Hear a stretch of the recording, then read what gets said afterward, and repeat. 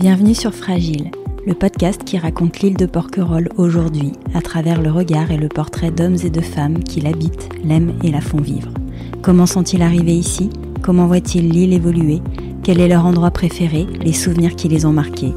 Écouter les habitants raconter Porquerolles, c'est entrer dans l'intimité de l'île, lieu d'histoire, d'inspiration artistique, de diversité biologique, de contrastes et de paradoxes, un endroit précieux et fragile. Je suis Ingrid Blanchard et je reçois aujourd'hui le docteur Philippe Lenz. Bonjour Philippe, vous exercez en tant que médecin sur l'île depuis 20 ans. Vous écrivez actuellement un ouvrage sur Porquerolles intitulé « Carnet de santé à Porquerolles » dont vous avez eu la gentillesse de me confier la lecture du manuscrit avant cet entretien. On va y revenir, mais pour commencer, est-ce que vous pourriez tout d'abord vous présenter, me dire en quelques mots où vous êtes né, où vous avez grandi et qu'est-ce qui vous a amené à Porquerolles ? Alors, je suis né à Paris, mais ma famille est ardéchoise et j'avoue que si je suis venu ici, c'est parce que j'aime le côté sauvage, peut-être, de l'Ardèche. J'aime la mer, j'aime l'eau et voilà, moi je suis quelque part un marin. Alors j'étais un fou de planche à voile, de kitesurf.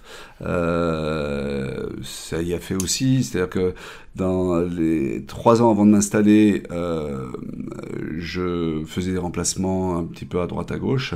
J'étais installé, comme je le disais, en cure thermale et en association, ce qui me permettait d'aller sur les îles. J'allais en Nouvelle-Calédonie, j'allais aux Antilles, j'allais donc à Porquerolles. Et c'est par Porquerolles que j'ai connu Porquerolles. Et bon, j'ai eu, je crois comme pas mal, le coup de foudre. J'ai dévoré le livre L'homme de Porquerolles et bon, voilà, effectivement, je me suis dit, bon, ce serait génial d'exercer ici, en tout cas, dans un premier temps, de faire des remplacements. Donc j'ai été voir mon prédécesseur, pas eu de problème, je l'ai remplacé pendant 3 ans. Maintenant, quand il m'a proposé de me remplacer véritablement, je voyais bien le piège d'y vivre à l'année et d'être le médecin d'un petit village comme ça, petit l'hiver et puis énorme l'été, c'est-à-dire que au final la question c'est si j'aime Porquerolles, est-ce qu'il faut que je m'installe à Porquerolles ou comme me disent tous mes collègues qui sont pas idiots, toi t'es celui qui aime le plus Porquerolles, mais t'es celui qui en profite le moins. C'est-à-dire que si je m'étais installé de l'autre côté, je ferais comme eux, je viendrais en week-end à Porquerolles en bateau, et voilà, j'aurais le temps d'en profiter. La réalité, c'est que si j'allais l'été sur la plage à Porquerolles, ce que je n'ai plus le temps de faire, j'aurais tellement de questions qu'au final, c'est pas reposant. Et donc, la semaine prochaine, je vais faire comme ce que je fais après chaque saison. Je vais prendre une semaine de vacances pour aller sur une île en Méditerranée pour faire ce que j'aurais aimé faire ici et que je fais pas. Aller à la plage, faire du kitesurf, de la plongée sous-marine. Moi, je fais pas de plongée sous-marine ici. Où est le médecin en train de faire de la plongée sous-marine ? Impossible. Voilà. Donc c'est l'envers du décor. C'est l'envers du décor. Vous êtes arrivé au début des années 2000, c'est ça ? Vous étiez jeune médecin, j'imagine. Oui, j'étais jeune médecin. Est-ce que l'adaptation a été facile ? Oui, parce que je remplaçais depuis 20 ans, depuis 3 ans, donc les gens me connaissaient et puis ils étaient un petit peu, je dirais presque sidérés du fait que leur médecin qui était là depuis 26 ans les quittait et donc ils avaient quelqu'un qui prenait la relève et qu'ils connaissaient déjà. C'était plus dur pour ma femme qui est péruvienne et qui parlait pas bien français, loin de là, et qui s'est retrouvée d'un seul coup sur une petite île. On est arrivé en octobre, donc d'emblée l'hiver à Porquerolles.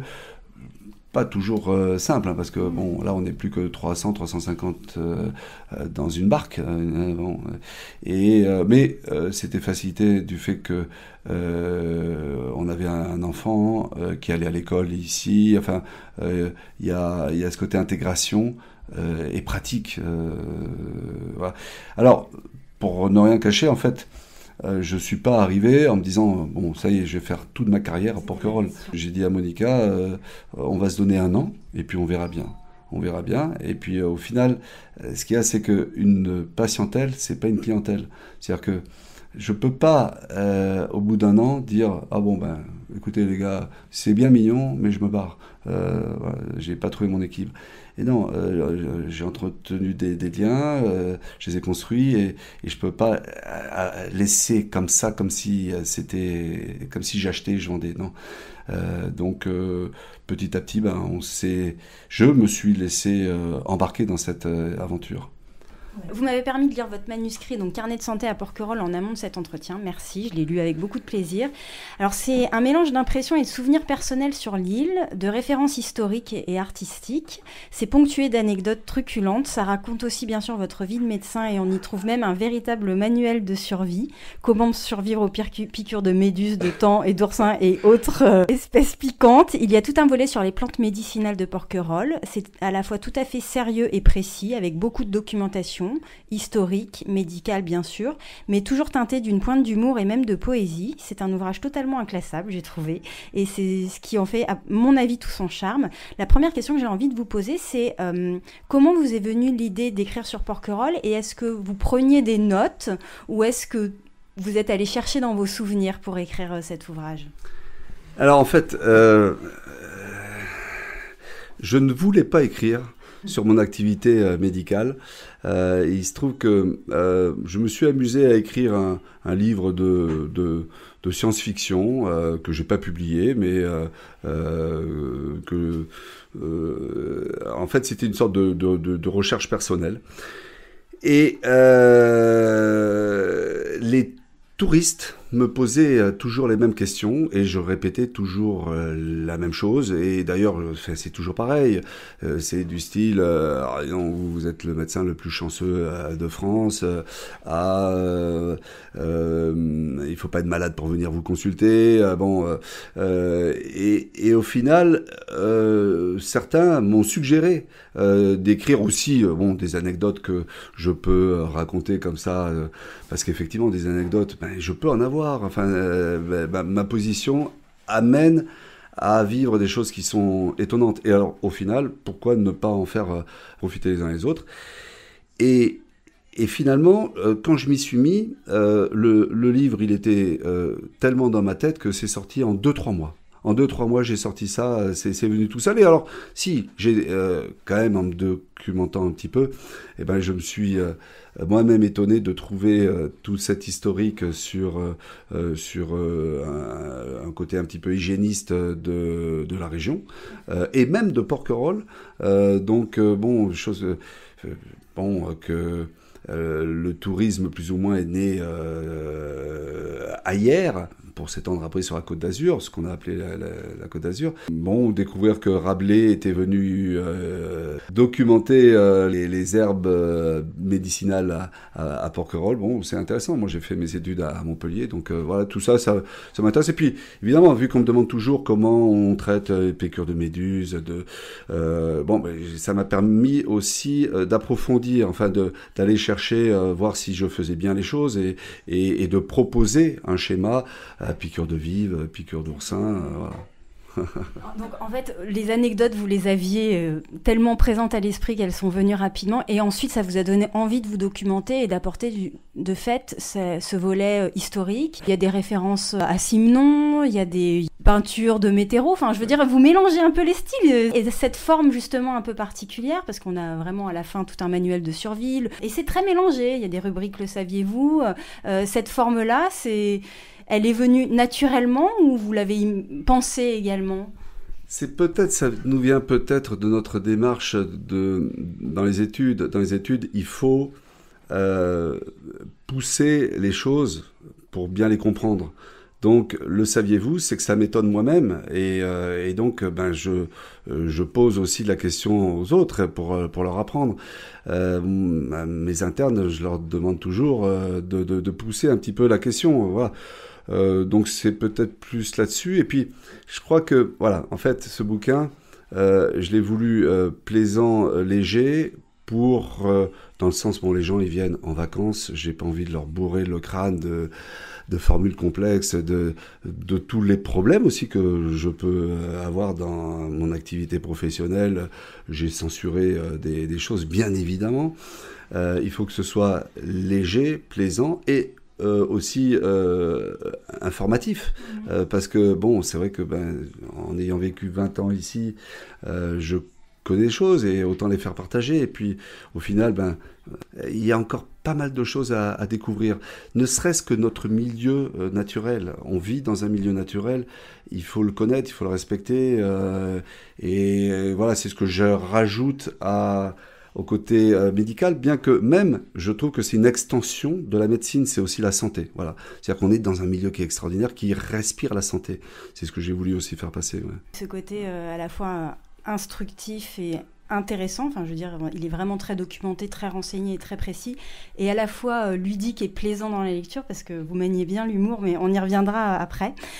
Vous démarrez votre ouvrage sur l'abondante littérature climato-médicale du 19e siècle. L'hivernage était alors une thérapeutique et Hyères et ses environs sont réputés pour être la référence des stations d'hiver. Il y a eu beaucoup de souverains, de princes, de personnalités politiques, également des écrivains qui sont venus séjourner dans la région pour s'y refaire une santé. Il y a de nombreux médecins qui étudiaient les bienfaits du climat, notamment sur les affections pulmonaires. J'aimerais citer un extrait de votre ouvrage dans lequel vous faites référence au docteur Bernard, qui était médecin du dépôt des convalescents de l'armée d'Afrique à Porquerolles à la fin du 19e siècle, et qui écrivait « Ce ciel bleu et transparent, cet air si vivifiant que les malades respirent à plein poumon, tout dans la nature semble s'être donné rendez-vous à l'île de Porquerolles pour en faire un des séjours les plus agréables et les plus recherchés par ceux qui viennent demander à ce site privilégié la guérison ou tout au moins le soulagement de leurs maux. » À la suite de ce paragraphe, vous expliquez le processus anatomique avec simplicité et pédagogie des bienfaits en fait de l'île, parce qu'on pourrait se dire voilà les bienfaits, mais quelles sont les vertus proprement médicales. Vous l'expliquez très bien et je trouve que c'est simple, on comprend bien quand on est très loin du milieu médical. Est-ce que vous le vérifiez encore, à savoir que vous pourriez dire que les Porquerolais souffrent moins d'affections pulmonaires que les continentaux? D'abord, il faut savoir que à l'époque, les bienfaits qu'on recherchait, c'était par rapport à ce qu'on appelait à l'époque la phtisie, qui est la tuberculose. Bon, maintenant, il y a des antibiotiques. Il y avait une sorte de miracle dans la région. Hyères était réputé pour avoir vraiment des résultats sur la phtisie qui étaient... qu'on avait nulle part ailleurs. Bon, alors, est-ce que c'est lié au grand air, aux essences de pin, aux huiles essentielles que ces pins dégagent? Peut-être un petit peu de tout ça. Bon, maintenant, évidemment, on est passé à autre chose. Alors, est-ce que les Porquerolais vivent mieux, plus longtemps?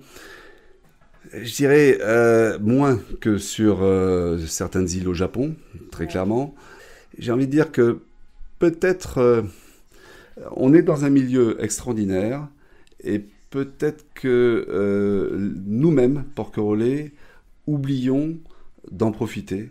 Et ce que je dis dans mon livre, j'aimerais me l'appliquer à moi-même, c'est-à-dire profiter de faire une activité physique régulière. Malheureusement, on le fait pas assez. Alors, on vit bien. Mais à chaque fois que j'ai failli avoir un centenaire, il est décédé juste avant. Donc, enfin bon, bref. Vous voulez dire qu'à vivre ici, on oublie parfois un petit peu de profiter des bienfaits, justement, de ce grand air, du fait d'être... Il manque une émulation, je trouve, de santé. On ne profite pas assez collectivement de cette île. C'est-à-dire que bon, l'île aussi, depuis 20 ans, est de plus en plus basée sur le tourisme. Donc on fait la saison, on fait tous la saison. C'est lourd. Et puis après, pendant 6 mois, la plupart s'échappent, partent en vacances ou se reposent, et voire même, alors ça je l'écris pas dans mon livre, mais véritablement il y a aussi la dépression de l'après-saison parce qu'on est épuisé. Il peut y avoir l'anxiété avant la saison parce qu'on s'est dit tout ça pour ça et zut, il faut recommencer une autre saison. Bref, Il y a un tableau qui est idyllique, quand on vient de l'extérieur. Je dis pas que c'est horrible, mais il n'y a pas non plus, à mon sens, l'équilibre qu'on recherche tous. Parce que... alors peut-être que, et j'espère que certains vous diront le contraire et qu'ils ont trouvé leur équilibre. Peut-être que ceux qui viennent en pointillé le trouvent davantage, puisqu'ils viennent peut-être ici pour trouver ça, alors pour que se ceux ressourcer, qui vivent... pour se ressourcer, c'est vrai. Vivent peut-être une pression économique. Alors, et puis par ailleurs, il y a quelque chose qu'on oublie quand on est dans les grandes villes, c'est le côté qu'en dira-t-on, qui est assez étouffant. Là, je vais pas me faire des amis, mais c'est vrai que quand l'hiver, le sport un petit peu idien, c'est d'aller taper sur le voisin, il a fait ci, il a fait ça, et tout ça. Bon, et qu'on a aussi à traîner ça. Moi, pour vous dire, je travaille non-stop, nuit et jour, pendant 3 mois. Le premier mercredi après-midi que j'aurai de libre, que je m'échappe donc de Porquerolles, j'ai toujours 2-3 porquerolais qui vont me dire « Oh là là, mais alors, t'es jamais là, toujours en vacances, comment on fait si on est malade ?» Enfin bon, alors bon, on en rigole, mais c'est pesant. Donc il y a aussi ce côté-là. Après, je dirais c'est la nature humaine, on apprend. Il faut composer avec la nature humaine. Quand on est dans un petit village, il faut composer avec la nature humaine. Il faut relativiser, quoi. C'est vrai qu'il faut relativiser. Vous parlez de vos prédécesseurs et notamment de l'abbé Boson, auquel vous rendez hommage dans votre ouvrage. Alors l'abbé Boson, comme son nom l'indique, était le curé. Il soignait aussi les porquerolais entre 1896 et 1926, essentiellement avec les plantes. Est-ce qu'il y a toujours eu un médecin sur l'île, ou est-ce que c'était le premier médecin sur l'île? Est-ce que vous... Alors donc, il n'était pas médecin, il était curé. Et il a cohabité avec un médecin, mais je crois que les porquerolais l'affectionnaient. Alors, effectivement, Monsieur Fournier donc, avait fait venir un médecin, mais la référence, c'était l'abbé Boson qui avait une empathie extraordinaire. Est-ce qu'il y a toujours eu un médecin ? Non, il n'y a pas toujours eu un médecin. Il y a depuis donc cet engouement pour la médecine hygiéniste du 19e siècle, il y a eu des médecins qui se sont succédés, puis après il y a eu des grands vides, et c'est parce que il y avait plus de médecins que des Marseillais dans les années 60-70 ont subventionné un médecin pour venir s'installer. Donc ça, c'était mon prédécesseur en 1974. Ils l'ont subventionné pour venir s'installer. Et après, il y a eu un contrat avec la mairie qui a fait que, ils ont construit cette maison pour le médecin avec le cabinet médical qui lui est attenant, mais qui ne prenait pas en compte l'afflux touristique qu'il y aurait plus tard, quoi. Voilà, donc vous êtes un des premiers médecins qui a duré aussi Alors, longtemps, en fait. Mon prédécesseur, 26 ans. Ouais. Moi, 20 ans, et je pense que j'arriverai effectivement à le dépasser, peut-être. Voilà.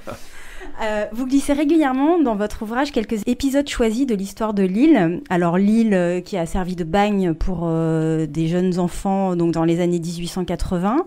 Vous parlez de l'histoire de l'homme au masque de fer, l'homme à la tête coupée. Alors il n'y a pas que des... D'ailleurs vous le dites à un moment, je ne suis pas forcément attirée par les histoires gore. Vous parlez également de François-Joseph Fournier donc, qui a racheté l'île en 1912 pour l'acheter à sa femme et qui en a fait ce que l'on sait.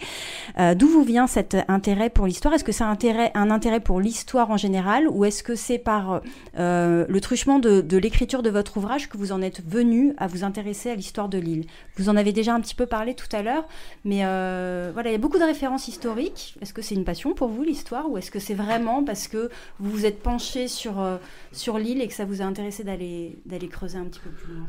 Non, en fait, moi, je ne suis pas intéressé, passionné par... l'histoire pour l'histoire. Par contre, je dirais que c'est un petit peu comme la nature. Je suis intéressé par l'environnement, mon environnement, avant tout naturel, mais historique aussi. C'est vrai que on fait partie de cette histoire-là. Je trouve que... j'étais en Nouvelle-Calédonie. En Nouvelle-Calédonie, j'étais adopté plus ou moins par une tribu kanak, une famille kanak, et il me faisait comprendre que l'importance de leur terre, et la terre, c'est l'histoire aussi de leurs ancêtres. Et donc, cette terre, il y a une nature, mais il y a aussi une histoire. Et il faut faire vivre cette histoire. Cette histoire, elle fait partie de notre environnement. Voilà, j'aimerais que le touriste qui vient s'allonger sur la plage se rende compte que, effectivement, juste à côté de lui, il y a quelque chose qui s'est passé en termes historiques. Oui, je pense que c'est intéressant. Tout ça aussi, je pense que c'est ça recoupe un petit peu la santé. La santé, c'est aussi avoir des racines. Notre environnement, c'est nos racines. Voilà. Donc, pour moi, voilà, je retombe sur mes pattes.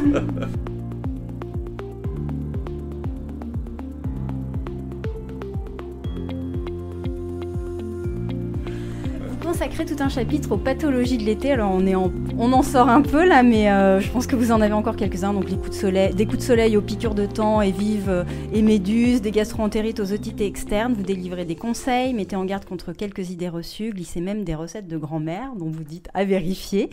On est loin du manuel médical et en même temps c'est encore une fois très précis et bien documenté, c'est très agréable à lire, très ludique j'ai trouvé.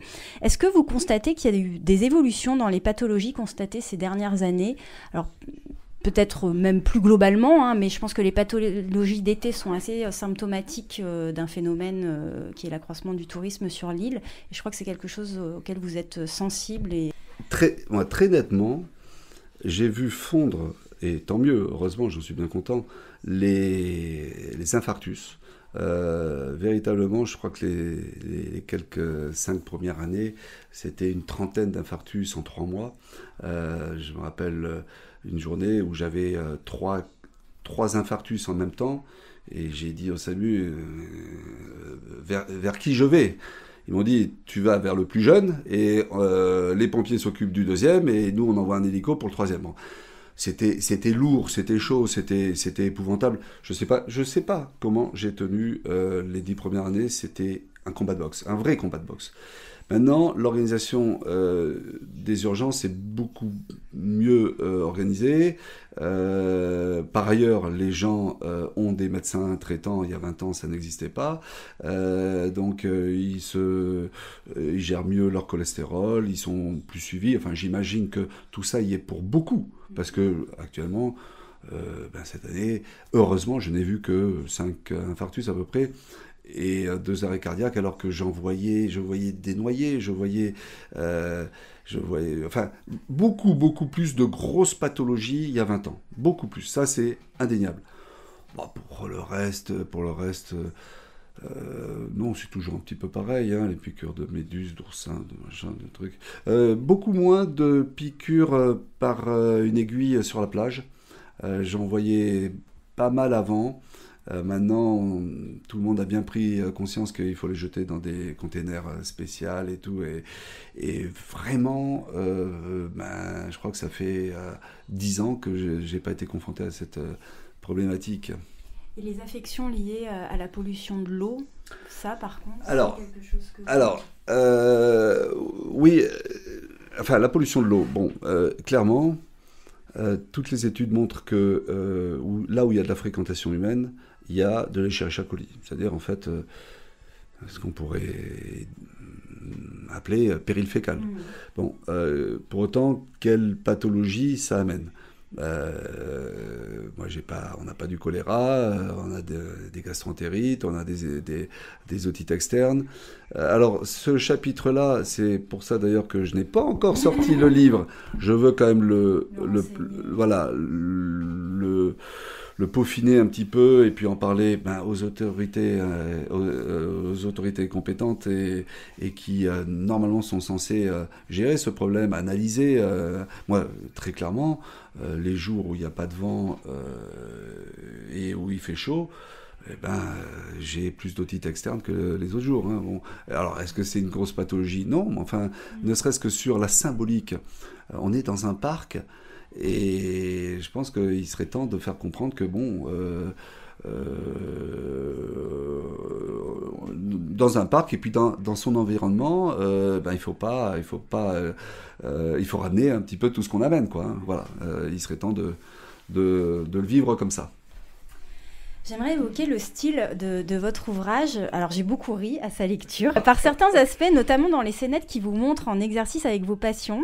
Alors, j'ai songé, mais ne vous affolez pas, à Knock ou le triomphe de la médecine de Jules Romain. Non pas sur le fond, mais sur l'humour et l'usage du comique de situation. Vous pensez qu'il vaut mieux avoir un peu d'humour quand on est médecin ? Est-ce que c'est un bon exutoire ? Alors, j'en suis persuadé. Moi, j'avais fait kiné et ostéopathie avant de faire médecine. Et quand je suis arrivé en médecine, je voyais les petits jeunes. Pour moi, ils avaient 5-6 ans de moins que moi. Rigoler grassement, hein, les vannes de carabin. Et puis... Bon, enfin, je me disais, c'est pas possible, on n'est pas dans le même monde, quoi. Et puis, au final, il faut se rendre compte qu'on fait quand même un métier de responsabilité qui est lourd. Et à un moment, on a besoin de relativiser tout ça. Alors, c'est pas méchant, mais c'est vrai que quelquefois, il faut être un petit peu léger. Parce qu'on fait notre métier. Je veux dire, moi, chaque fin d'été, chaque fin de saison, je dis à mon interne, au final, regarde, on s'en est bien sorti avec nos petits moyens. Hein, j'ai pas d'échographie. Tiens, tout à l'heure, on a vu une jeune fille qui avait une suspicion d'appendicite. Bon, au final, à la fin de chaque été, est-ce que on s'est planté? Au final, non. Mais il y a quand même du stress. Il y a des situations qui sont lourdes. Hein. Il ne faut pas croire qu'on passe à travers comme ça, comme si de rien n'était. Moi, je peux avoir à gérer un enfant noyé et puis après devoir gérer la rhinopharyngite du petit depuis 3 jours et la maman elle veut tout savoir sur rhinopharyngite et c'est pas facile de se concentrer mais il faut le faire aussi, c'est le job. Donc bien sûr que quand il y a quelque chose qui peut prêter à sourire, ça fait plaisir, hein, il faut, voilà. Et même quelquefois, tiens, hier encore, je le disais à un patient, je disais, est-ce que tu n'as pas ta petite blagounette? Parce que si tu as, il faut que tu viennes avec ta blagounette. Mais non, mais parce que, oui, non, mais s'il se torture alors qu'il ne sait pas de temps en temps un petit peu respirer, relativiser lui-même, rire, c'est un des meilleurs des remèdes. Voilà. En tout cas, c'est vraiment un livre qui fait sourire. Vous évoquez quelques visiteurs de renom, Jean Rochefort, Mylène de Mongeau, des ministres que vous ne nommez pas, Cadmerade. Vous voyez passer beaucoup de célébrités dans l'été? J'imagine que c'est plus dans l'été. Beaucoup, de moins en moins là aussi, probablement de moins en moins. Après, Mylène de Mongeau, Jean Rochefort vivaient ici.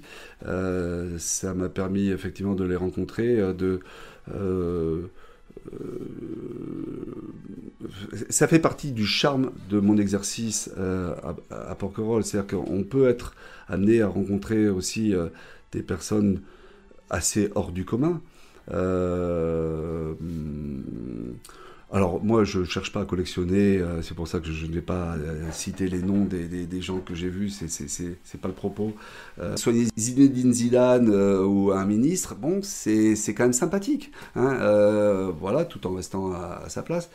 Et puis effectivement, j'ai une pensée tout à fait émue avec Jean Rochefort, qui était un ami, qui était un ami.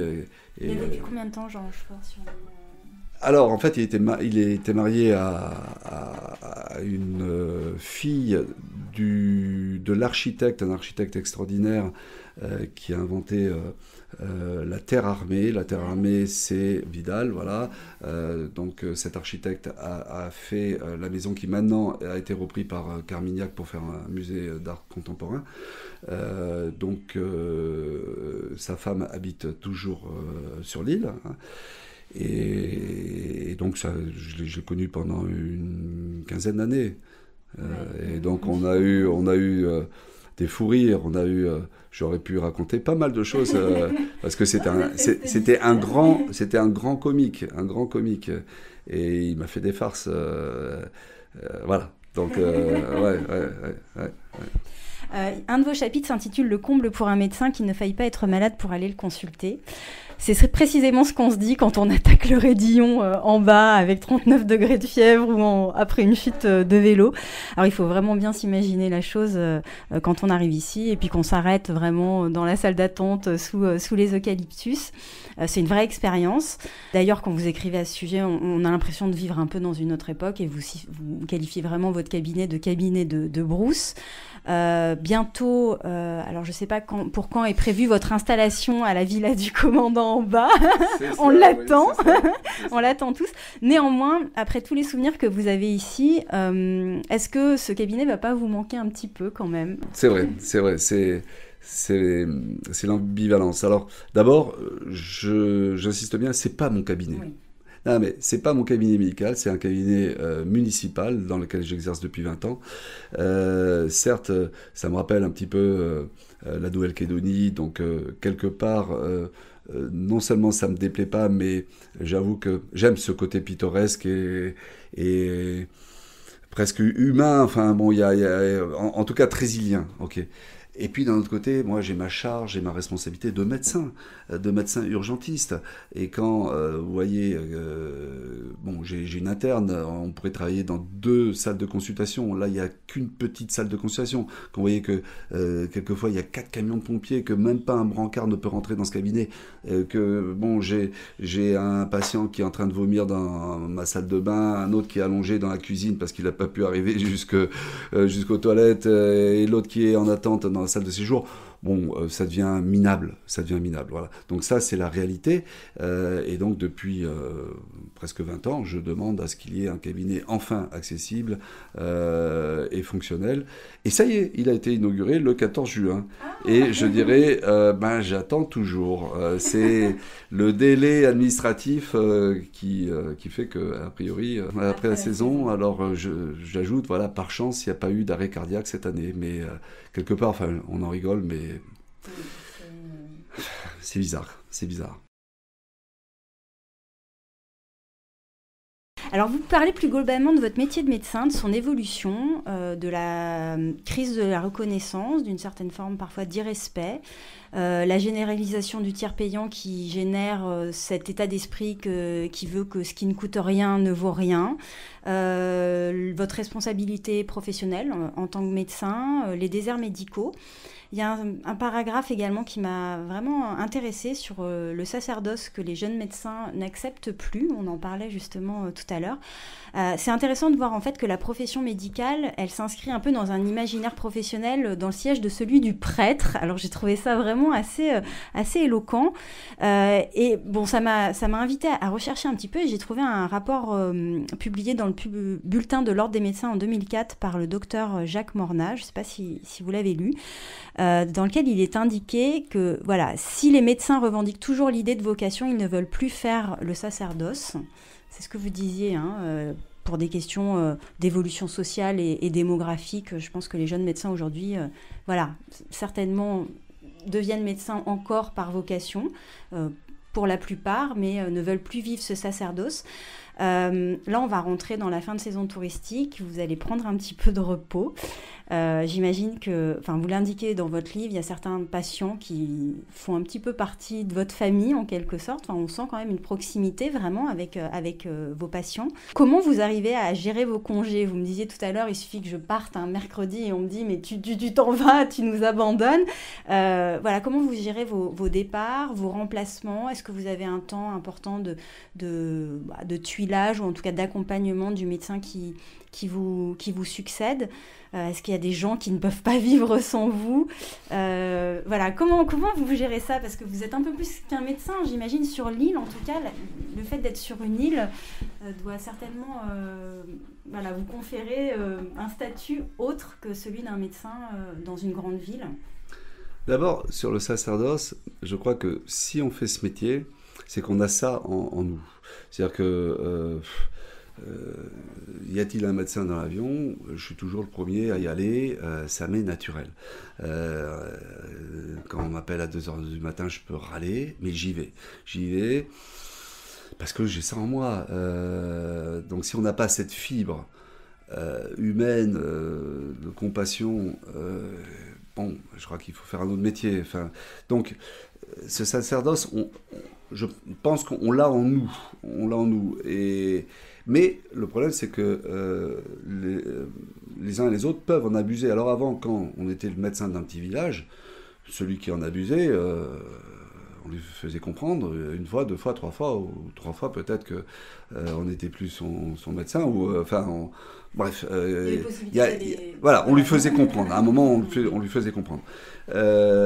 Maintenant, voilà, c'est quand à 2h du matin, on vous appelle juste pour un conseil. Ah non, c'est bon, ou juste pour savoir à quelle heure, ou la pharmacie, ou pour avoir à 4h du matin la pilule le lendemain. C'est un irrespect. Moi, à 6h du matin, voilà, on m'a appelé. Il y avait toute une famille qui était toute habillée, tout bon, et c'était pour le petit qui avait une rhinopharyngite depuis 3 jours. Je dis mais 6h du matin, pourquoi vous êtes tous habillés? Ah ben parce qu'on prend le bateau à 7h. Et c'est pour le petit qui a une rhinopharyngite depuis 3 jours. Oui. Là, il n'y a pas d'urgence, là. Ah si, parce qu'on prend le bateau à 7h, et comme ça, on sait qu'avec vous venez tout de suite et que vous nous apportez les médicaments. Donc là, ça devient... On sort du sacerdoce, on sort de l'empathie, et à un moment, il faut être réaliste. On ne peut pas continuer à faire ça, et bon. Donc il y a des limites au sacerdoce. Alors... ensuite, comment je fais pour les vacances? Non, alors maintenant, ce que je fais, c'est que j'essaie de monter, donc, de collaborer avec donc des anciens internes. J'en ai 2 qui sont intéressés. Et voilà, donc en fait, mes patients connaissent déjà mes internes, mes collaborateurs, et ce sont des bons médecins qui ont ce côté humain et empathique, et donc ça se passe bien. Alors après, il y a toujours effectivement des relations privilégiées, que ce soit avec moi, ou ça peut être maintenant avec mes collaborateurs, hein, parce qu'il y en a qui me traitent de tous les noms d'oiseaux, hein, voilà. Donc tant mieux, ils vont voir l'autre, hein, moi j'en suis très content. Et puis j'ai... des patients ou plus des patientes qui, à chaque fois que je pars en vacances, et d'ailleurs vu que je pars en vacances dans 3 jours, et ben, hier j'ai eu une patiente qui est venue me voir et qui avait, je dirais, aucun autre motif que le fait que, vu que je sais que tu vas partir en vacances, alors je viens de voir. Je dis mais pourquoi? En prévention. Pour voir si tout va bien. Enfin, il y avait rien, il y a rien. C'est bon, c'est sympa. Qui prouve que quand même on a un rôle, là je le dis parce que j'ai Laura qui est mon externe là, qui m'entend, et on a quand même un rôle qui est essentiel, qui est important. Moi j'étais toujours frappé que sur la liste des numéros de téléphone importants des personnes âgées, je pouvais apparaître en premier, le docteur, tac, après 2e pompier, et 3e ma fille, mon fils. Waouh! Non mais ça nous donne quand même un rôle, une responsabilité qui est lourde, enfin qui est lourde mais qui est belle quelque part. Hein. C'est vrai que dans l'imaginaire de certains encore, et donc il faut relever le défi, hein, il faut être à sa place, quoi. Une petite question personnelle, quand vous êtes malade, qui s'occupe de vous? J'ai jamais été vraiment malade, heureusement, mais j'y pense. C'est pour ça que moi j'ai 59 ans, et c'est pour ça que je m'oblige à ce que on travaille en équipe, et que dès l'année prochaine, déjà cette année, pour la première fois depuis 20 ans, j'ai pris 4 jours de vacances en plein été. C'était la première fois. Jamais j'ai abandonné plus ou moins mon porquerolles l'été. Parce que, bon. Et là, l'année prochaine, je vais tout faire pour avoir un collaborateur au moins 1 ou 2 jours par semaine, c'est-à-dire dormir au moins une nuit par semaine. C'est indispensable pour moi parce que tout simplement, il y a une dizaine d'années, j'ai géré un homme de 60 ans qui était médecin et qui avait un infarctus. Et j'avais 51 ans et il m'a dit, bon, toi t'es venu, on est dimanche, t'es venu dans les 5 minutes, t'es hyperactif, dans 10 ans c'est toi qui es à ma place. Voilà. Et il n'a pas tort. Et puis par ailleurs, il faut penser aussi à sa famille. Et tout ça c'est bien beau, mais on parle que de moi. Et ma famille à côté, je ne vais pas dire qu'elle est... mais je la laisse un petit peu de côté. Non, il faut que je partage mon activité professionnelle avec des jeunes médecins qui sont très compétents et qui aiment leur métier. Et moi, il faut que je prenne du temps aussi pour moi, hein, parce que c'est ce que je disais. Là, le livre que j'écris, Carnet de santé à Porquerolles, mais pour moi aussi, il faut que je le fasse. Alors, je vais peut-être... Il y a un autre créneau là que je vais peut-être développer, c'est justement la remise en forme à Porquerolles. C'est pas encore fait, mais on voyait dans un reportage là, justement un copain, Alain Cano, qui propose lui des remises en forme sur son bateau. J'en parlais avec l'hôtel des Glycines qui, eux, veulent aussi aller dans ce sens, proposer une diététique adaptée, détox et tout. C'est à la mode peut-être, mais c'est aussi un besoin. Et c'est vrai que moi, depuis toujours, quand je suis venu à Porquerolles, je me disais, mais bon sang, ici, on devrait faire ça, faire des stages de remise en forme. Alors, des stages sans prétention, mais en fait, moi, j'ai fait médecine. En médecine, on apprend les pathologies. Mais moi, ce qui m'intéresse, c'est la santé. Donc, oui, développer ce côté santé. Ouais. Alors, en parlant justement des pathologies qu'on n'étudie pas en médecine, la porquerolite, cette maladie locale, incurable et contagieuse dont on ne souhaite pas forcément guérir, est-ce que vous l'avez attrapée ? Oui, moi je l'ai attrapé, je l'ai attrapé effectivement dès que je suis venu à Porquerolles. Ouais, c'est magique, c'est magique, c'est vrai. Après, quelque part, par moment, j'ai pu regretter mon choix. C'est-à-dire que quelque part, par moment, le poids de l'astreinte de mon métier et l'isolement l'hiver, bon, je me suis dit, mais non de Dieu, enfin, oui, c'est lourd. Mais oui, j'ai cette porquerolite, quoi. Ouais. Porquerolles, au fil des saisons, pour vous, quelle est la saison que vous préférez sur l'île ? Je dirais, même si en hiver on peut avoir des très belles journées, j'adore le printemps, l'été et l'automne. Mais l'automne, je mets un bémol. Parce que je l'attends tellement cet automne, dans le sens de j'ai pas été assommé par le combat de boxe que j'ai mené de l'été, de la saison de l'été, et donc j'en suis content. Bon. Et je peux avoir des respirations, certes, mais je suis épuisé. Là, je vous parle, mais je suis épuisé quelque part. Et ce qui fait que j'en profite pas vraiment. Je me rends compte que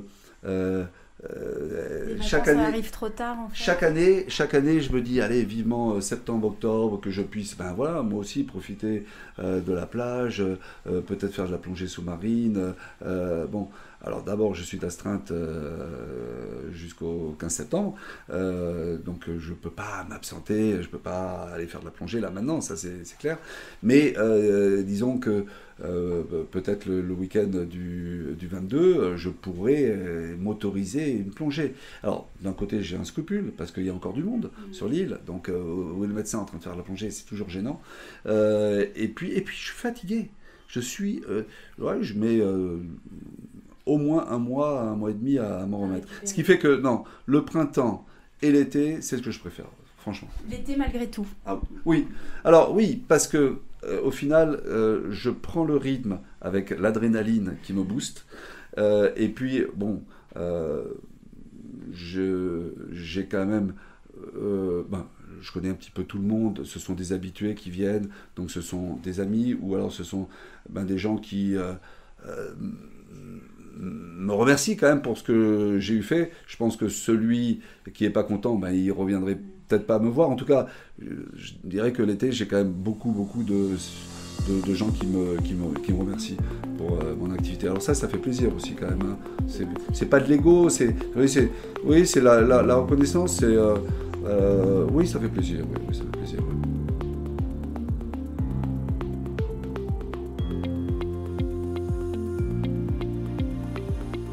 Vous avez un endroit préféré sur l'île, un endroit où vous arrivez à vous ressourcer, ou tout simplement un endroit où esthétiquement, voilà, vous êtes ému par ouais, mais je ne vais pas le dire, hein, parce que tout le monde dira.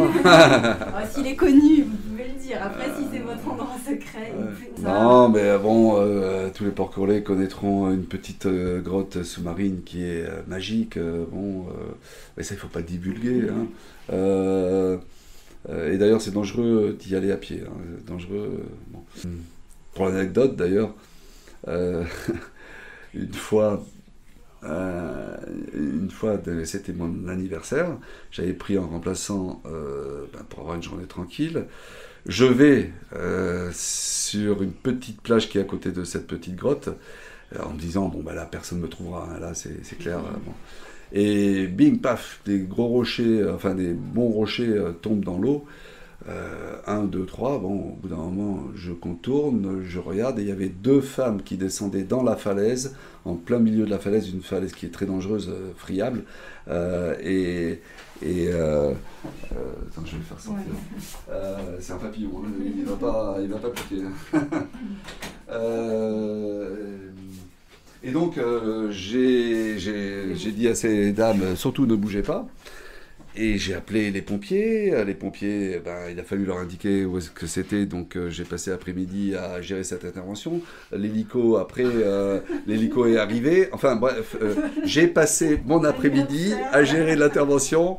Et encore une fois, la femme était folle, parce que bon, on peut pas, quoi. Il y en a d'autres, des anecdotes comme ça dans l'ouvrage. Non, mais bon, c'est sûr, voilà. Le dîner aux glycines, par exemple. Ouais. Pour vous, la porquerolle authentique, c'est quoi ? Vous parlez quand même d'une certaine époque, avec un peu de nostalgie dans votre ouvrage. C'est vrai. Est-ce que pour vous, c'est cette porquerolle-là, la porquerolle authentique ? Et si oui... Cette terre ne nous appartient pas. Elle est là avec son histoire, avec les gens qui ont vécu. Mais c'est vrai que, je dirais, je donne plus de crédit à mon voisin que Mayou, que je cite et que je charrie souvent, mais qui lui est porquerolais, il est porquerolais de souche. C'est comme mes Kanaks. Mes Kanaks, ils me proposaient de m'offrir une terre à Lifou. Bon, mais sauf que non, j'ai refusé. C'est leur terre. Et ceux qui ont vécu ici et qui ont vécu, je dirais, qui ont fait vivre le village. Moi, je le fais vivre quelque part. Et d'ailleurs, mais maintenant, cette vie de village disparaît. Elle se meurt. Moi, c'est vrai que j'y ai vécu 15 ans à plein temps. Est-ce que c'est suffisant pour dire que je suis porquerolais? Bon, la question n'est pas là. Oui, c'est vrai, j'ai une nostalgie du porquerolles que j'ai connu il y a 25 ans en fait, où vraiment c'était encore la vie à la Pagnole. C'est vrai que bon, quand on voit le flot de touristes avec quelquefois côté consommateur du touriste, ça fait mal quoi, ça fait mal. Je comprends ce que vous voulez dire. Quel conseil vous donneriez à un touriste qui vient passer une journée, mais qui néanmoins ne fait pas partie du flot de touristes, qui vient seulement avec sa glacière, poser sa serviette, pour justement saisir un petit peu de cette porquerolle authentique? Est-ce que vous auriez un itinéraire à lui conseiller, ou peut-être un état d'esprit à lui conseiller? Peut-être plutôt que de prendre des vélos comme tout le monde, et donc on est dans le flot encore touristique, on est dans le circuit,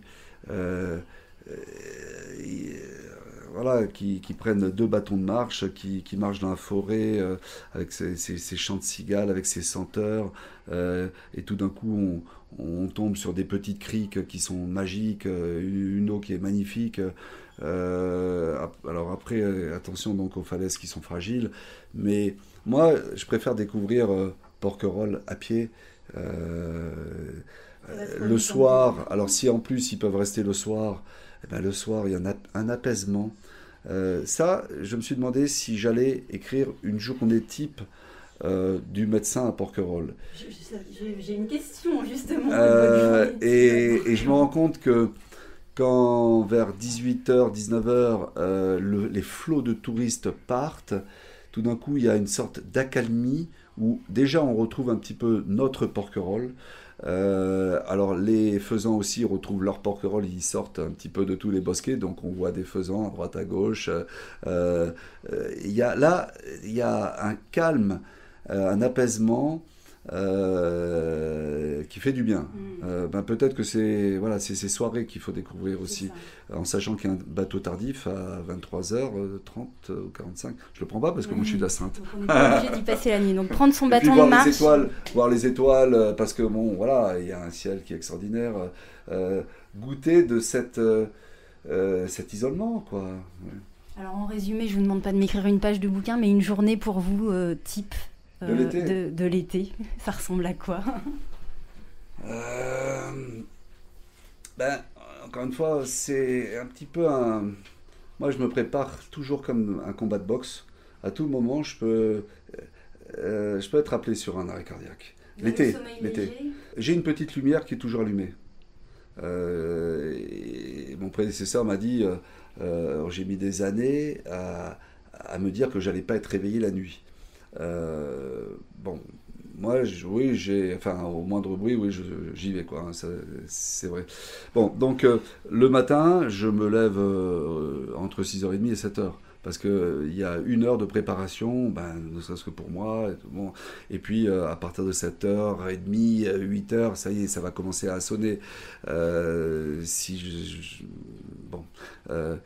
Donc, il y a les visites de la nuit, il y a... après, il faut aller chercher les médicaments, les ranger, parce que je fais pro-pharmacie également. Le matin, ce sera généralement des petites consultations. Ok. Quelquefois, on n'a pas le temps de manger à midi, quelquefois on enchaîne directement, mais bon, là, j'ai une interne, j'arrive quand même à manger. Et puis à partir de 2h, c'est l'heure, jusqu'à 5-6h, c'est l'heure des accidents de vélo. Donc là, c'est les sutures. Là, c'est les sutures, c'est les luxations d'épaule, c'est bon. Entre 5h et 6h30, c'est les infarctus. Parce que c'est le type de 55 ans qui n'a pas fait de sport depuis 15 ans, qui, lui, va vouloir en remontrer à son fiston de 15 ans. Et puis il y a le dernier bateau, vite, il faut y aller, et puis paf, tac. Ça, c'est assez classique. Donc après, il y a l'apaisement. Alors après, c'est le retour des plages. C'est-à-dire que, par ailleurs, le lundi, il y a 3 fois plus de monde que le mardi. Et puis, il y aura toujours plus de monde à 9h30, à midi 34, et à 19h moins 2. Parce que tout le monde arrive de la plage, et bien sûr, tout le monde veut son biberon, et puis, si, il me faut ci, il me faut ça, et machin truc. Et bon, sauf que bon, moi, j'ai la personne qui a téléphoné il y a 3 heures et qui attend que je lui rende visite. Alors je connais toujours, donc je donne un laps de temps, si c'est possible, à 7h30. Et puis après, alors maintenant, je dirais, on est moins dérangé le soir, et puis bon, il peut y avoir quand même les bagarres qui font qu'à 1h du matin, je vais être réveillé, et puis entre 1h et 2h30, 3h, c'est les bagarres, les points de suture, ok, et puis à 3h du matin, c'est la crise d'asthme. Voilà. Et la pilule le lendemain, à 5-6 heures du matin. On peut souhaiter que tout ça se cumule pas sur une journée, sinon on se demande quand est-ce que vous arrivez à... Voilà, ça c'est schéma d'horreur. Le schéma d'horreur, sur une journée. Est-ce que vous auriez...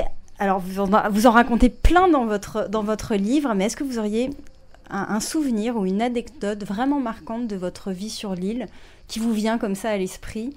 Peut-être même pas forcément une anecdote en rapport avec votre métier, même si j'imagine qu'il occupe pas mal votre temps et vos journées. Le souvenir, tout à l'heure, je parlais de Jean Rochefort. M'avoir permis de rencontrer un homme de cette qualité humaine, pour moi, c'est un honneur. C'est un honneur. J'ai vraiment partagé avec lui des choses qui m'ont apporté, qui m'ont fait du bien. Il me manque. Oui, c'est un honneur. Ça, c'est quelque chose d'important que vous avez pu vivre qu'ici. Donc, La vie insulaire, elle fascine autant qu'elle peut effrayer. Qu'est-ce qui fait, selon vous, sa particularité, aussi bien du point de vue de l'espace, de la temporalité, que de la vie en communauté? Vous en parliez un petit peu tout à l'heure. Est-ce que pour vous, il y a vraiment des choses qui sont singulières à la vie sur une île? Bon, je dirais le schéma global de l'attrait pour une île, c'est, j'en parle aussi effectivement, c'est cette espèce d'utopie que ça peut représenter. Et ce matin encore, je voyais quelqu'un qui a la cinquantaine qui a tout plaqué et qui a acheté un bateau et qui va passer l'hiver ici. Bon. En pensant que ça y est. Et d'ailleurs, il me le dit, ici j'ai tout pour être heureux. Bon. Beaucoup recherchent ce côté tranquille, apaisé, loin de tout. Et puis, il ne faut pas oublier qu'il y a la nature humaine qui est complexe, à laquelle on va être confronté et à laquelle il faut être confronté. Et peut-être qu'on n'est pas assez confronté à la nature humaine ici. C'est-à-dire qu'il n'y a pas l'hiver, on s'embête un petit peu, il n'y a pas assez de contact. Les pompiers... Oui, allô? Ouais. C'est l'heure des chutes. Pas de problème, j'y suis. Voilà. Une chute de vélo. Ouais. Donc, il y a peut-être pas assez de contacts sociaux l'hiver. Et puis à contrario, quand même une promiscuité, une proximité entre les Iliens qui fait que... alors certes, je pense qu'il y a certainement un esprit de fraternité qui se vit, mais il peut y avoir aussi... vous parliez tout à l'heure du qu'en dira-t-on, des rumeurs... Bon, il faut avoir un esprit solide, je pense, pour vivre ici toute l'année. Aussi bien pour vivre l'isolement l'hiver que parfois l'envie de voir d'autres visages. Tout à fait, tout à fait. Moi, j'ai la chance, et ça je ne l'ai pas écrit dans le bouquin, je me suis censuré moi-même, j'ai la chance d'avoir adopté la technique la philosophie du je m'en foutisme. C'est-à-dire que quelque part, sur les choses qui n'ont pas d'importance, il faut s'en foutre.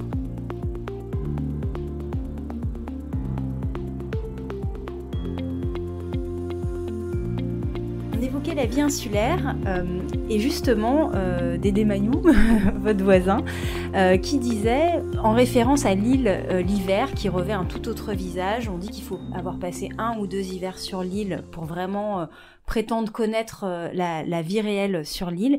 Et Dédé Mayou disait dans un reportage que j'ai vu qu'il faut vraiment avoir un trésor en soi pour passer l'hiver ici. Est-ce que vous êtes d'accord avec ça? Est-ce que vous trouvez les hivers longs et rudes? Et s'il faut un trésor, est-ce que vous l'avez trouvé? Alors, un trésor en soi, bon, je lui laisse l'expression. Non, en tout cas, une certaine sérénité. Je veux dire, si on est torturé, voilà, le gars qui vient passer l'hiver en bateau et qui se retrouve seul dans son bateau, c'est pas parce qu'il n'a pas un trésor en lui, c'est que il faut avoir une certaine sérénité pour profiter quand même l'hiver de ce cadre exceptionnel. C'est-à-dire, il faut faire des activités. Et puis il faut sortir aussi de l'île. Il faut savoir sortir de l'île aussi. Vous arrivez à trouver du temps pour sortir de l'île? Ah mais moi maintenant c'est plus qu'indispensable. Vital, non c'est pas ça, mais non c'est un besoin. Et plus je sors de l'île, plus j'ai plaisir à y revenir et à apprécier justement l'île. Hein. Alors justement, il semblerait que lorsque les insulaires partent en vacances, ils partent presque toujours sur des îles. J'ai cru comprendre que vous alliez dans une île de la Méditerranée. Est-ce que vous avez constaté un petit peu ce phénomène-là? Et est-ce que vous l'expliquez, cet attrait pour l'insularité? Oui. Moi, je l'explique. Je le recherche. En juin, j'étais à Jersey. J'adore Jersey. Je trouve que ce sont des microcosmes. Qui ont déjà un environnement qui est préservé. J'ai besoin de nature, j'ai besoin de pouvoir voir la vie sauvage, d'être en contact avec ce qui nous reste encore. Et puis après, ce sont des microcosmes protégés. J'aimerais pas une île où il y aurait que des autoroutes, des grandes surfaces. Il faut qu'il y ait de l'humain, il faut qu'il y ait de la nature, de l'humain, même si l'humain quelquefois ça fait mal, comme je l'évoquais, mais c'est pétillant, voilà, c'est pétillant. Moi j'aime le côté pagnol, quoi. J'aime le côté où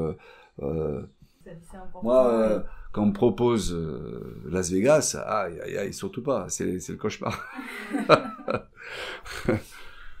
Comment justement vous voyez Porquerolles évoluer et quel regard vous portez sur ces changements en 20 ans? Alors, ça, c'est des grandes questions. Très clairement, là, ça devient ce que j'appelle une cloche à touristes. Il y a des gens qui n'ont jamais habité à Porquerolles qui viennent rentabiliser la saison parce que ça peut rapporter beaucoup d'argent. C'est inéluctable, c'est notre époque. Hein, je suis content qu'il y ait autre chose avec le musée Carmignac. Ça apporte quelque chose d'autre. Je voudrais pas que ça évolue que vers le côté une sorte d'autre Saint-Tropez, mais en même temps j'ai envie que ça vive, c'est-à-dire que que les bars fassent un petit peu la fête le soir, et je trouve ça normal. Il faut que ça pétille, il faut que ça vive, un petit village comme ça. Et en même temps, il faut préserver la nature et travailler l'environnement. Je peux regretter quelque part, c'est un petit peu dur pour mes collègues du parc, d'abord qu'il y ait une opposition entre le parc et le village. Il n'y a pas trop de liens non plus là. Il y a pas trop de grands projets, me semble-t-il. Moi j'avais évoqué il y a 20 ans, en tout cas, la possibilité de relâcher des petites tortues carrette sur les plages sauvages de Porquerolles et qu'on les voit revenir 15-20 ans après. Il faudrait que tu prouves que la tortue se reproduisait à Porquerolles. Bon, laisse tomber, ok, merci. Non, mais et j'aimerais que Porquerolles, qui est un petit joyau, serve d'exemple pour nous éduquer, pour éduquer les touristes. C'est-à-dire que on vient pas sur un milieu sauvage comme ça, naturel, comme si de rien n'était, et puis on va jeter ses piles électriques dans la nature et on va faire comme on a l'habitude de faire. Pendant longtemps, il y avait absolument aucun tri sélectif ici. Enfin, waouh. On se demande où est l'écologie aussi, hein. Sur la question justement de l'hyperfréquentation qui est vraiment au centre des préoccupations, alors il y a les pressions économiques, il y a évidemment, c'est au cœur des sujets du parc national qui veut préserver ici une biodiversité et vraiment préserver l'environnement de l'île. Sur cette question de l'hyperfréquentation, vous avez un avis? Vous pensez qu'il faudrait réguler ou pas pendant l'été la fréquentation sur l'île? Non, j'ai pas beaucoup d'avis là-dessus. Je trouve triste l'année où il y a eu un reportage, c'était Racine et des ailes. Ils avaient fait un reportage en avril il y avait la Nouvelle-Calédonie, les Antilles et Porquerolles filmé à Pâques justement. Et ils avaient présenté le reportage en juin. Et donc on voyait la plage d'Argent, il y avait un bateau, c'était idyllique, l'eau était comme aux Antilles, et on avait l'impression que c'était pourquoi aller aux Antilles si finalement on a ça à Porquerolles. Ce qui fait que tout le monde est venu, et là c'était infernal. Là, je dois dire que je m'étais dit si ça continue comme ça, je pars, parce que là toutes les nuits réveillées. 2015 aussi avec la plage Notre-Dame nommée plus belle plage d'Europe, qui je crois. Mais vraiment Racine des Ailes, c'était ça devait être en 2008, quelque chose comme ça. Et là ça avait été effrayant, c'est-à-dire qu'en fait il y avait plus une seule place sur les plages. Les gens ne pouvaient plus s'allonger sur les plages. Bon. Là, c'était effrayant, et en fait, moi, je trouve plutôt triste pour les gens eux-mêmes qui viennent en masse. La nature, est-ce que ça a un impact considérable? Je ne suis pas persuadé. Par contre, les bateaux, je comprends pas qu'on soit pas encore qu'on n'oblige pas à se mettre sur une bouée, parce que quand je vois des yachts qui ratissent la Posidonie, ça fait mal. Je comprends pas. Ça, je comprends pas. Vous évoquiez la Fondation Carmignac. Alors, elle a fait beaucoup parler quand elle s'est installée ici. Les travaux ont été longs et un petit peu douloureux pour les Iliens. Néanmoins, quand elle a été inaugurée, je crois qu'elle a séduit une grande partie néanmoins des Porquerolais. Vous en pensez quoi de la Fondation? Vous avez visité les expositions? Pour vous, est-ce qu'elle apporte quelque chose, la Fondation Carmignac? Alors oui, moi, autant j'aime l'environnement, mais autant l'environnement sans l'homme, c'est illusoire. Donc l'homme fait partie de cet environnement, et l'homme est un animal culturel, donc il faut qu'il y ait de la culture. Il manquait de la culture. Alors c'est pas ma cup of tea, l'art contemporain. Mais je suis très content que ça existe, parce que je crois que dans tout grand art, il faut aussi se cultiver. Alors pendant des années, j'allais à la FIAC, Foire internationale d'art contemporain. Bon, honnêtement, voilà, il y a des choses que je ne cautionne pas, carrément. C'est pas que simplement j'aime pas, c'est que je cautionne pas. Mais peu importe, j'y vais et je suis content que ça existe. Ouais. Et puis le cadre est magique. Le lieu est magique.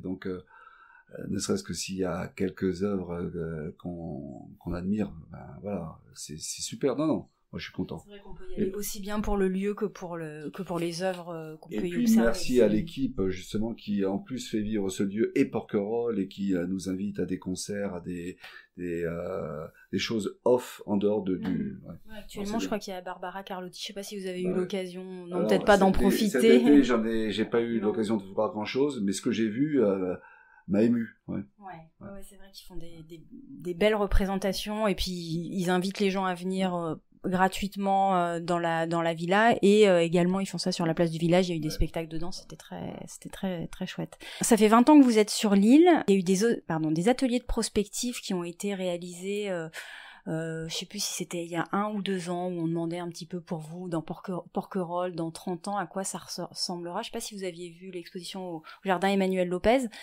Même si vous ne l'avez pas vu, voilà, vous qui avez vécu 20 ans ici, est-ce que vous arrivez à vous projeter dans 20 ans et vous dire à quoi Porquerolles pourrait ressembler? Alors, ce que je constate très clairement, c'est que, c'est clair qu'il est les maisons de pêcheurs d'antan sont vendues maintenant à prix d'or, et donc ne sont pas vendues aux enfants. Ce qui fait que de plus en plus, ça devient des résidences secondaires. On connaît pas les gens, ou on les connaît, mais ils viennent 15 jours, 3 semaines, 1 mois en vacances. Je voudrais pas qu'effectivement ça ne soit que ça. Dans 30 ans, alors voilà, j'ai peur que ça devienne ça. Qu'est-ce que j'aimerais que ça puisse rester? Cette vie de petit village que j'ai connu il y a 20 ans et qui se perd. Alors moi-même maintenant depuis 2 ans, pendant 6 mois j'habite de l'autre côté et je viens faire mes consultations. Malgré tout, je pense que je reste dans l'esprit d'un service public où je suis proche de mes patients. Et bon, quand il y a tempête, je reste dormir parce qu'on est embarqué dans la même barque et que si un de mes porquerolles se sent pas bien, il faut qu'il y ait le médecin qui soit là. Voilà. Donc voilà, j'aimerais garder de l'humain. Que la petite vie de village continue à perdurer et peut-être que l'île se vide moins, ou en tout cas que les porquerolles soient incités à rester ici, peut-être à l'année. J'ai l'impression que c'est un sujet qui revient assez souvent. Quelle est votre définition du porquerolles ? Difficile. Alors, dans mon livre, à la fin, j'en marque différentes parce que ça aussi, c'est une inconnue. Mais là, je reviens un petit peu à ce que j'ai vécu en Nouvelle-Calédonie. Moi, je pense, et ce que mon grand-père ardéchois me faisait ressentir, en tout cas, je pense que quelqu'un qui est né sur sa terre, qui a vécu sur une terre, il y a cette notion de territoire où moi je m'efface, ça leur appartient, même si j'ai vécu 20 ans, peut-être que j'y serai enterré, mais c'est pas vraiment ma terre. Qu'est-ce que c'est qu'un porquerolles ? Pour moi, c'est plutôt donc Mayou, l'exemple de Mayou qui habite, qui a vécu, qui est né là et qui a habité là. Le porquerolles de souche, qui a plusieurs générations derrière lui, c'est ça. Ouais. C'est ma dernière question. Alors, quand on évoque porquerolles, on parle d'écrins, de joyaux de la Méditerranée ou de la perle des îles d'Or. C'est toutes ces images un petit peu idylliques. À la façon d'un portrait chinois, quel serait selon vous l'objet ou l'image la plus évocatrice de porquerolles ? Quand vous partez loin de l'île, qu'est-ce qui vous vient à l'esprit quand vous pensez à porquerolles ? Alors ça peut être totalement imagé comme très concret. Bon, je suis quand même très influencé par mon métier. L'image avant tout, c'est la responsabilité, tristement, actuellement. Et si je ne pense que à porquerolles, c'est la possibilité de sortir en bateau et de croiser une bande de dauphins. Voilà. C'est une belle image, on va rester là-dessus. Merci beaucoup Philippe. Merci. Merci à Philippe de nous avoir livré un peu de son quotidien de médecin sur l'île. Depuis l'enregistrement de cet épisode, fini la montée du Raidillon derrière l'église pour accéder au cabinet médical et pour laquelle il fallait s'armer de force et d'entrain, qualité dont on est généralement dépourvu quand on est malade. Le cabinet médical a ouvert ses portes à la maison du commandant au centre du village pour le confort des porquerolles et de leurs médecins. Si ce n'est pas déjà fait, vous pouvez toujours vous abonner au podcast Fragile sur Apple Podcasts, Deezer, Spotify ou toute autre plateforme d'écoute. Cela vous permettra d'être notifié des nouveaux épisodes tous les 15 jours. Et si cet épisode vous a plu, surtout n'hésitez pas à en parler autour de vous. Pour les détenteurs d'iPhone, si vous voulez apporter un vrai coup de pouce au podcast, laissez un avis 5 étoiles sur Apple Podcast avec un petit commentaire. C'est la meilleure manière de le soutenir et ça me fait toujours très très plaisir de vous lire. On se retrouve très vite. À bientôt.